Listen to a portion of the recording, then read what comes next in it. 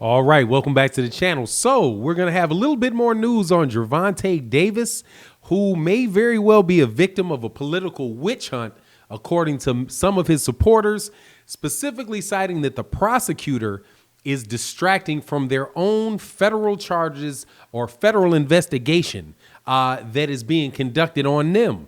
So we get a little bit of boxing meets politics in this video.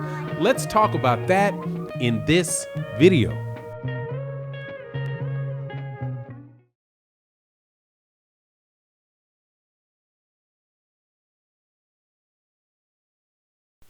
All right, welcome back to the channel. So love this stuff. People have been asking me about Gervonta Davis. I did a video before, and I talked about how Gervonta Davis had been indicted on 12 charges, or more than 12 charges, related to a hit and run accident that took place in Baltimore.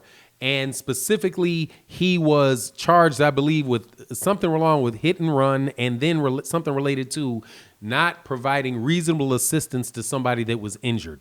And then underneath those charges, there's other things connected with it. So it made big time news in Baltimore. It made big national news.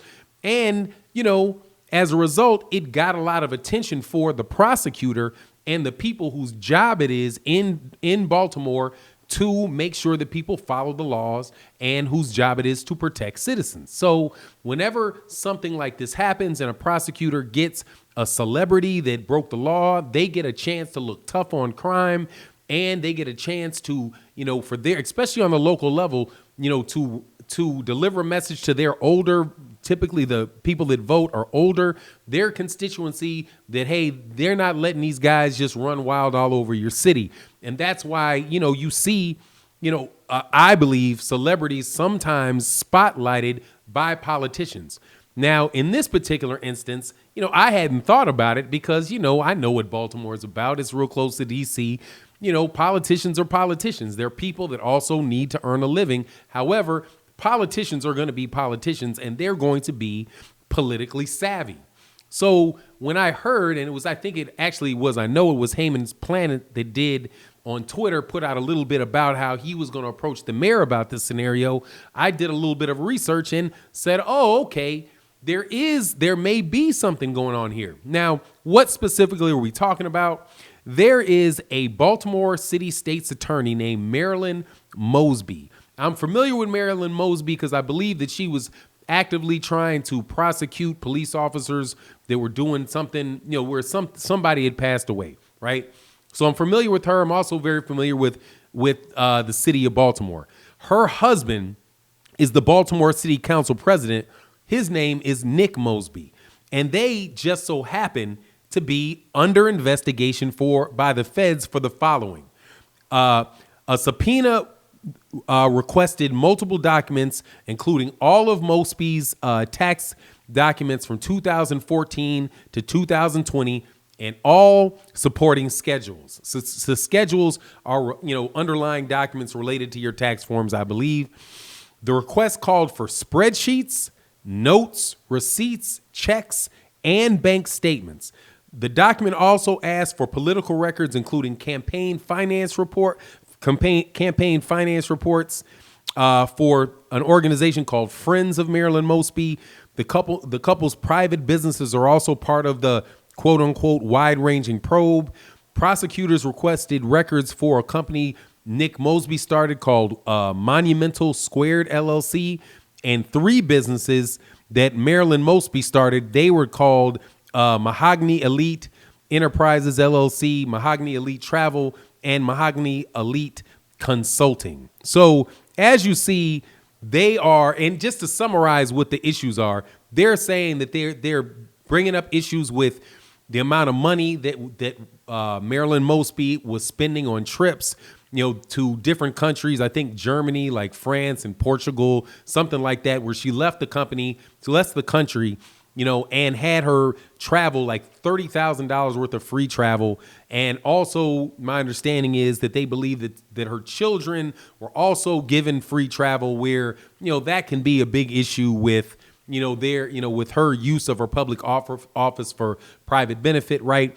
And I do believe she also has some travel agencies herself that she set up. I think that that's what, Mahogany Elite Travel is. So, what I see here basically is this.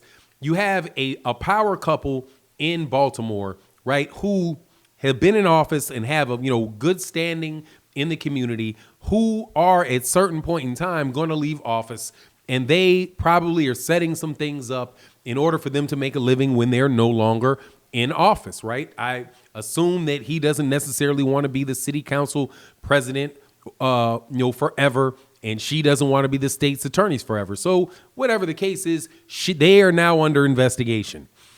That can put a hit on you winning your reelection, especially during a time where there's a lot of gentrification going on in cities out east, like, DC, politics in DC. That was a big thing in 2006, 2010, 2014, 2020, 2024.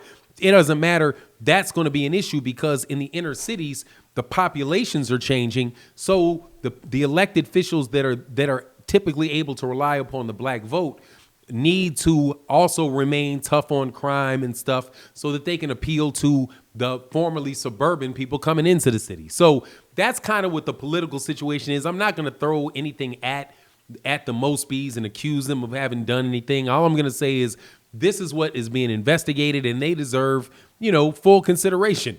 That said, they are politicians, okay? So a duck like this, I believe that they would take. Politicians do this a lot. Good examples of it are the cases on Michael Jackson and the cases on Bill Cosby. If you would ever really if you paid attention to the actual evidence that was presented in these cases, it's just kind of ridiculous that they should ever brought these charges, right? Definitely against Michael Jackson, because that is just nothing but a bunch of the stuff that was presented in court was just a bunch of nonsense. But it did get the prosecutor reelected, because there's a bunch of people. See, they're not politicking for everybody out in the world. They're politicking to people within their district, right? Within their city. So when Gervonta Davis, for example, may have been drinking, he's, driving his Ferrari down yours in the middle of the night, getting into a crash right in front of those neighbors' houses, right? And the neighbors see that and they're like, man, what is going on? Where's the mayor? Where's the police department? We've got enough crime in this area. Now we've got these, wild rich kids driving around crashing their cars, right? They're going to remember that when it's time to vote, right? And they're going to remember more what the Mosbys did for them in their particular district, right? Or in their city. Then they're going to pay attention to what the federal government has to say about what those politicians are doing. And trust me, that is definitely the case. You can look at Marion Barry in DC and see that was the situation there. That guy continually got reelected because the people are the ones that get him elected. And he was very good at servicing their needs and knowing what their needs are and overcoming, what was it? I think it was a crack cocaine related incident, and to still get reelected. So is this thing, like, this is what I would take from it. Obviously, this is an easy win for the city. What is her title? The city state's attorney, or the state's attorney? Yeah, the Baltimore City State's attorney, right? It's her. That's an easy win for her to bring those charges and to get positive press and to be able to go into that community and say, hey, look, we don't care how rich anybody is. We're going to enforce the law. This was a hit and run. We got to make an example to make sure that this doesn't continue to happen in our communities. And she's probably going to be hitting, the community meetings, the church meetings, and all that stuff, and is going to have a lot of support with that community. So, and the name of Gervonta Davis is going to attract a lot of attention. So now I have not looked into the specific charges, right? But when there's 12, it looks to me like they're trying to make something stick, right?